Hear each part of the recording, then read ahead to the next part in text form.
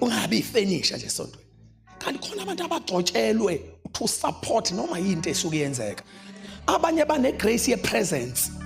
Khona umunye umuntu oba successful into oyenzayo ngenxa ukuthi njalo makumenyezela into uba khona. I-ministry uthi makumenyezela into I will be there. Benza into ibe yi-success nge-availability. Ukuba nikho la nkona kandleni ngabe ngiyayisho into engiyishoyo. Should into yokuqala nje ibalekile ukuthi uba khona. Inkonzo lento ukuthi uba available i-fellowship. Singakafiki ukuthi ufike wenzane, that ukuthi ufikile. Wenze into ebekade ifuna ukwenza uNkulunkulu yaba impumelelo.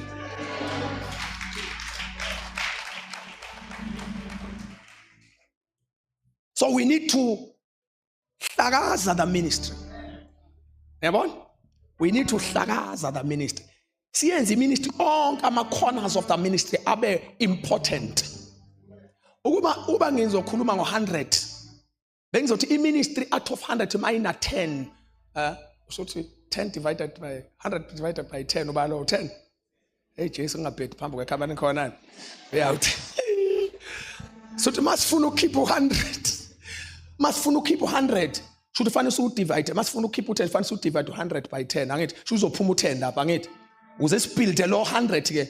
Should ufane sithatha labo 10. Asinganiki u50 omunye.